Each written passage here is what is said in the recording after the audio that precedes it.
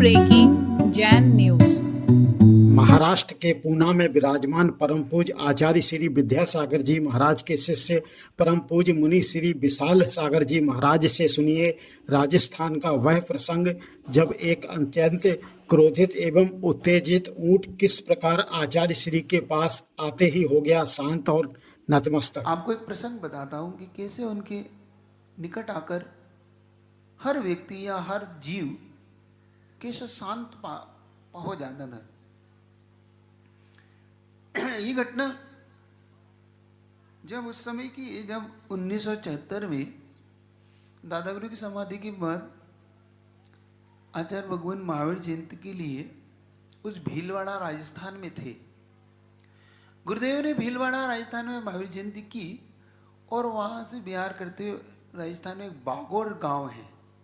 बागोर गांव में वहाँ पहुँचे और उस समय क्षुल्लक स्वरूपानंद जी उनके साथ थे।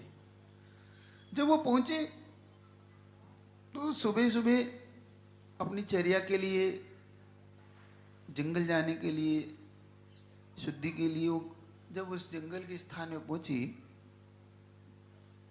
तो वहाँ पर पहुंचकर वो जंगल से लौट रहे थे कि देखा कि वहाँ पे चूंकि राजस्थान का एरिया है, वहाँ पर बागुर में एक ऊँट जो एकदम अशांत हो गया था और ऐसा लग रहा था कि वो भयभीत सा हो और उत्तेजित हो सकता है किसी को नुकसान पहुँचा दे, क्योंकि तिरंच तो तिरंची है और नुकसान पहुंचा सकता है। वो हर किसी तरफ दौड़ रहा है कि हर किसी की तरफ वो मारने के लिए, क्योंकि तिरंच एकदम से भयभीत होता है या एकदम वो पागल टाइप का जैसा करता है ना, तो बड़ा डर होता है आसपास। और ये अचानक गुरुजी का वहाँ से जब शुद्धि करके लौटना हुआ और क्षुल्लक स्वरूपानंद जी गुरुजी का इंतजार कर रहे थे कि उनके साथ जाएं और वो पुनः मंदिर की ओर आ जाएं। लेकिन देखते हैं कि वो ऊँट एकदम से गुरुजी की ओर दौड़ने लगा। तो जो लोग खड़े उनके मन में शंका तो होना स्वाभाविक थी कि कहीं गुरुजी को ये नुकसान ना पहुंचा दे, और वो नुकसान पहुंचाने की दृष्टि से वो शायद दौड़ा भी हो। लेकिन जब उनके औरों के निकट आया, जब उनके औरों में आया, औरा जब उसके औरा के निकट जब भी कोई आता है तो अपने आप शांति पाता था। और जब उसके और उनके औरों के निकट आया वो, तो वह भड़कता हुआ, वह एकदम से उत्तेजित होता है। उनके पास पहुंचने के निकट आया तो निकट आते ही एक शिक्षित प्रशिक्षित ऊँट की तरह या शिक्षित बालक की तरह जब कहता ना कि भाई शांत आके वो उनके चरणों में खड़ा हो गया। एक दिन के लिए, एक पल के लिए तो वहाँ लोगों खड़ों की सांसें एकदम उखड़ रही थी कि भाई ये क्या हुआ और अब क्या होगा, क्योंकि अचानक कोई ऐसा होता है तो सब डर तो भयभीत होते।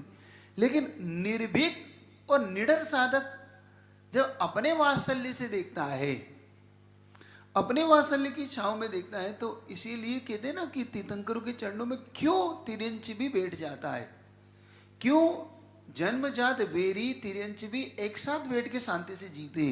चाहे वो सिंह गाय हो, चाहे सांप नेवला हो, चाहे चूहा बिल्ली हो, चाहे कुत्ता बिल्ली हो, ऐसे तिरंच भी जैसे उनके समुद्रण में बैठ जाते, ऐसे ही पूज्य गुरुदेव के चरणों में आके वह तिरंच, वह उत्तेजित तिरंच भी उनके चरणों में आके एकदम शांत खड़ा हो गया।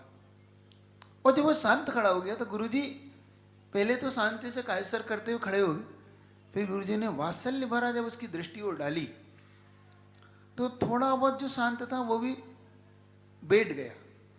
और बैठने के बाद लोगों को ये आश्चर्य हो रहा था कि वह गुरुजी के चरणों में नतमस्तक होके वहीं पर बैठ गए, नतमस्तक होने लगा। जो उत्तेजित था बैठा, बैठने के बाद उसने गर्दन वहाँ पे चरणों में झुका दी। तब गुरुजी ने उसे नमोकार मंत्र दिया।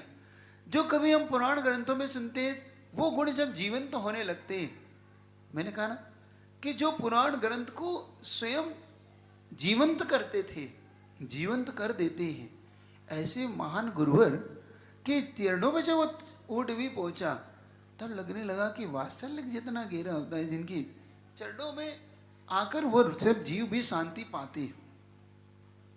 तो गुरुजी ने भी वही कार्य किया जो पुराण ग्रंथों में सुनते हैं। उन्होंने भी, गुरुजी ने बड़े उससे उसको वात्सल्य से नमोकार मंत्र उससे सुनाया और ओम बोलते हुए वहां से उसे आशीर्वाद देते हुए निकल गए।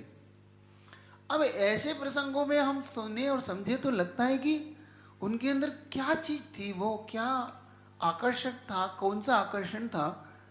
कोई जादू टोना वो नहीं करते थे। आप भले पूजन में गाते हैं तुम में कैसा सम्मोहन है या कोई जादू टोना जो दर्श तुम्हारे कर जाता कभी चाहे नहीं। अब ये भले हम कहते रहते कि वो कोई जादू टोना करते थे, वो जादू टोना में तो कभी उनका विश्वास ऐसा था ही नहीं कि कोई मुझे मैं किसी को आकर्षित करूं। जो सबसे बचता फिरता हो वो क्या जादू टोना करेगा। ये कुछ हो रहा है, सब कुछ हो रहा है, तो जादू करके क्या होता। मैं ऐसा मानता हूं कि बिना जादू के ही जो उनके चरणों में बैठता हो, वो बिना जादू के क्या, जादू करो तो क्या होगा। तो गुरुजी जब नैनागढ़ जी पहुंची और नैनागढ़ जी में तो गुरुजी का वो प्रताप, वो अवसर देखने को लोगों को मिला कि गुरुजी जब नैनागढ़ जी में पहुंचे तो वहां पे उन दीवारों में कुछ छेद ऐसे थे जहां पे सर्प वगैरह के बिल थे। कई बार गुरुजी के चरणों के आसपास उस सर्पों को खेलते हुए लोगों ने देखा। कई बार जब गुरुजी वहां पर प्रवचन करते थे तो कहते हैं कि नैनागढ़ जी में सर्पों के जोड़े ऐसे निकल के बाहर गर्दन निकल के सुनते थे और जैसे प्रवचन होता वो अपने आप निकल के वहां से अपने अंदर हो जाते। तो जब हम देखते हैं नैनागढ़ जी का वो दृश्य तो लगता है कि सर्प भी उनके चरणों में खेलता है। मैंने खुद ने जब रामटेक में देखा कि रामटेक में बंदरों का बड़ा वो रहता है उछल कूद उनकी, तो कई बार हमने देखा कि वहां पे गुरुजी बैठे और शांति से बंदर आके उनके पास आके बैठ गए।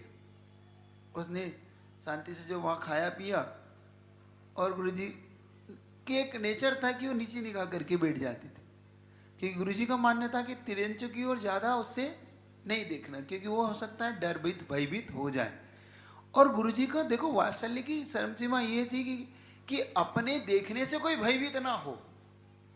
मतलब उनके अंदर ऐसा लगता था कि कोई अपने कारण भयभीत, भय नाम की संज्ञा हमारे कारण उत्पन्न ना हो।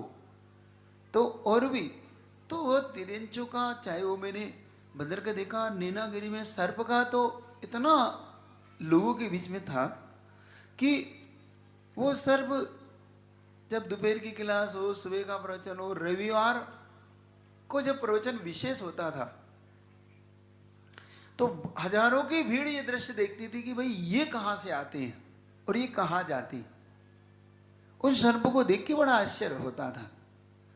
संबोधन भी गुरुजी कई बार कि उस पाटे के नीचे ऐसे खेलते थे तो गुरुजी कई बार कहते कि हाँ कोई नहीं, ये तो रात में हमारे खेल रहा था। लोग डर जाते तो गुरुजी कहते कोई बात नहीं, अपना पुराना आसामी है, ये तो आता जाता बना रहता। तब लगता है कि उनका वात्सल्य गुण कितना बड़ा होगा। चाहे वो गायों के प्रति, हम भले कहते हैं कि सिर्फ गायों के प्रति वात्सल्य करते थे, नहीं, उनका वात्सल्य सबके जीव मात्र के प्रति उनका बना रहा। परम पूज्य आचार्य भगवान श्री विद्यासागर जी महाराज के लिए अजमेर राजस्थान में हुए विनयांजलि कार्यक्रम में सुप्रसिद्ध मुनि भक्त उद्योगपति श्री अशोक कुमार जी पाटनी आर के मार्बल हुए भावुक। आचार्य श्री को विनयांजलि उद्बोधन देते हुए श्रीमती सुशीला जी पाटनी ने भी दी विनयांजलि। लीजिए सुनिए। कितने पुण्यशाली हैं कि हमने गुरुवर के युग में जन्म लिया और अजमेर जिला कितना पुण्यशाली है कि गुरुवर की दीक्षा अजमेर में हुई, शिक्षा उनकी किशनगढ़ में हुई।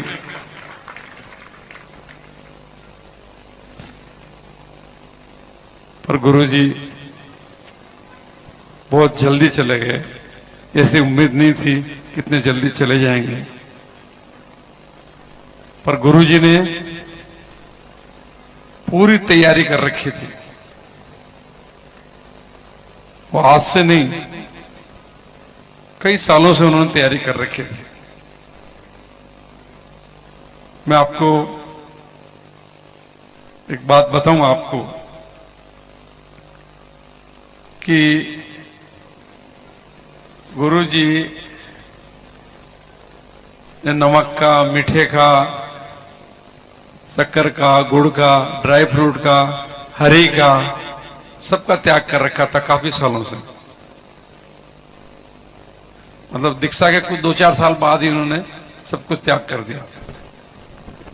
एक दूध वो लेते थे, तो 8-10 साल पहले उन्होंने दूध का भी त्याग कर दिया। सारे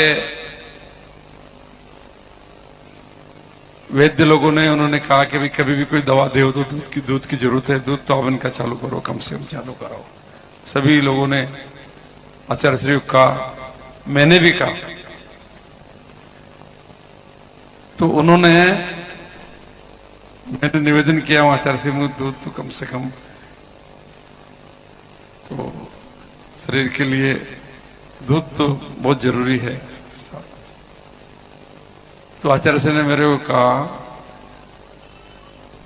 कि हमें हमारा ख्याल को देखना है,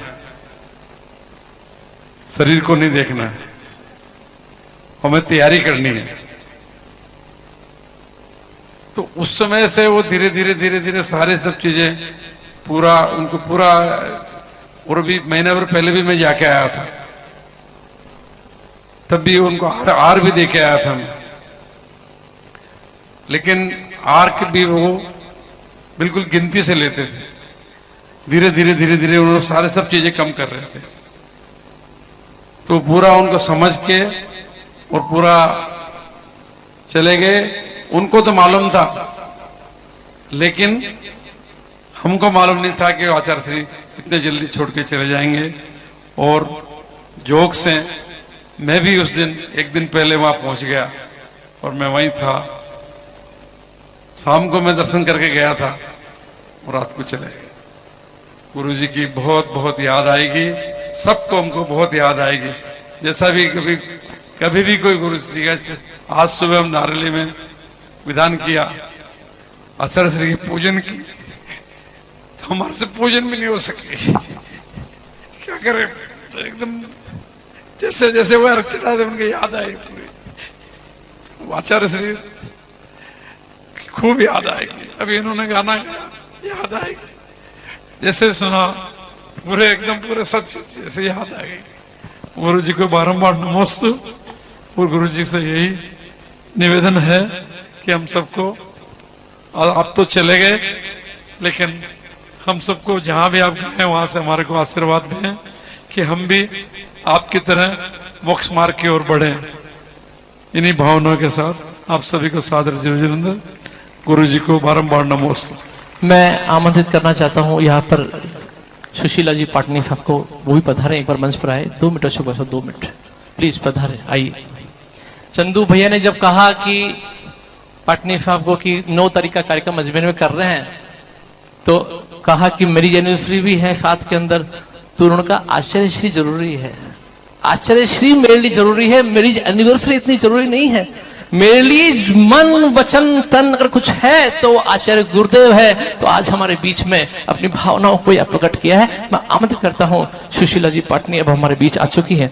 माइक अब ये दे वैसा 2 मिनट मात्र।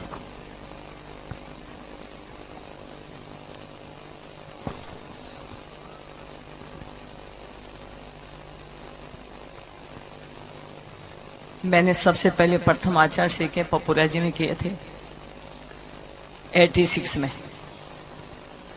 और जब हमने नियम लिया था, महाराज श्री निर्यापम मुनि श्री योग सागर जी महाराज जी से, उन्होंने कहा था कि आप 10 दिन के लिए आचार्य श्री के पास जरूर आना। हम लोग साथ ही गए थे। तो फिर हाँ, मैंने कहा हाँ जरूर आएंगे। अच्छा नियम कम से कम होगा तो हम जाएंगे।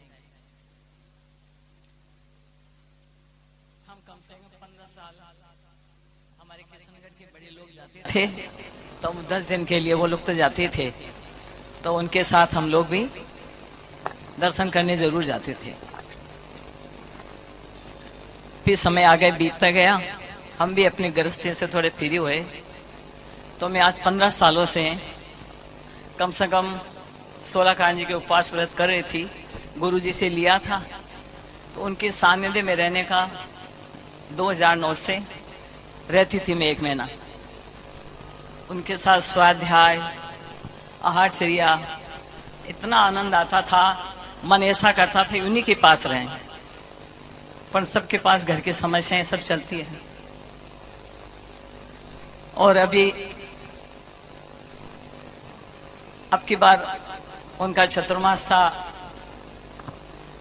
वहीं डोंगरगढ़ में, लेकिन मेरा सौभाग्य नहीं था कि अब की बार 1 महीना रुक पाई।